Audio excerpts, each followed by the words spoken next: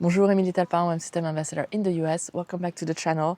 Today I'm in Nova Scotia. I'm with the OM5 and I thought I would answer one of your questions about what is the best camera for beginners. And I want to tell you why I think the OM5 it's actually a really good camera for beginners, but people who want to advance pretty fast, because this camera has a lot of things that my pro camera has, but also if that's the first time you're touching a camera, this is an option that will really help you learn very fast. So let's get started.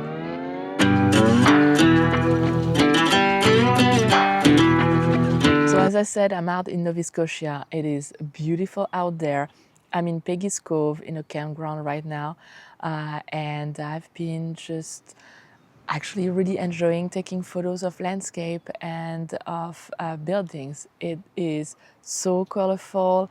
The landscape is so rugged, and yeah, it just makes me want to take my camera all the time. I actually have three cameras with me. I have the OM5, I have the OM3, and I have the OM1 Mark II. Why? Because they're small. I can take them with me and they all fit in one bag. But on this trip, I've really been reflecting on why the OM5 would be a great camera for beginners. A lot of you have been asking me, hey, I'm starting with photography, what should I get? And very often I said the TG7 is a great camera to start with, especially if you are on a budget. But if you want to start getting better lenses, then the OM5 I think is really the way to go. If you've never touched a camera in your life, well, here is the secret weapon of the OM5. It's that little dial, it's SCN, and it's called the scenery mode. So if I switch on my camera, put it in the scenery mode, I'm going to have access to 6 different functions: scenery, close-ups, people, nightscape, light trail, motion, and indoor. If I click on scenery, you have so many different sceneries that you can have access to. You have the landscape with vivid colors, you have portrait and landscape, you have sunset, beach and snow, panorama, which is great, and HDR backlit. And then if you want to do close-up, but you're not really sure, well, you have nature macro, but you also have multi-focus shots, and you even have documents, so you can take some documents photo. My favorite is really the nightscape and the light trail, because you can do light trails, and if you're not sure how this works, well, just put it on scenery and light trail, and here you go. You can do nightscape, you can do portrait and nightscape, you can do handheld, starlight, and fireworks. I actually use fireworks. It works pretty well. It's a good starting point if you're not sure about live comp. Here, just go into fireworks and you're gonna get some basic here.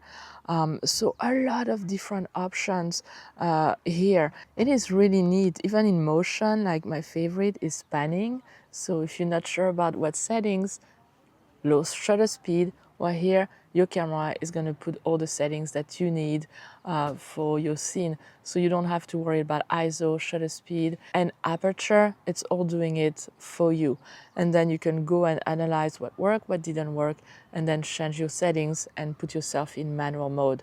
So that's why I think this camera is the best camera for beginners, just because of that scenery mode. You have so many different options you can pick from in scenery, and then you're going to learn from those settings, and then you'll be able to switch to manual mode and then use your own settings that are going to be pretty close to some of the settings that the camera is giving you. So it is kind of having a cheat sheet with you. Just it's right there. Put it on the right mode that you want, and you're going to get some really good photo with limited effort if you are a beginner.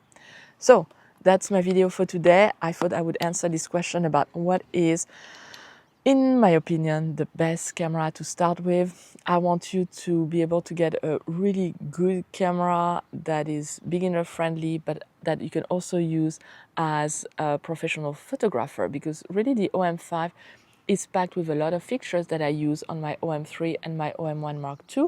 So if you progress very fast, then you don't have to just buy a new camera. You can definitely use the OM5 and continue to progress. So that's it for my video today. I need to hit the road and continue to discover Nova Scotia. I hope that this video was helpful. I want to thank you again for all your support. If you are not a subscriber, well, click on the subscribe button, hit the like, and click on the bell so you know when my videos are coming out. And I will see you next week. Until then, happy shooting. Au revoir.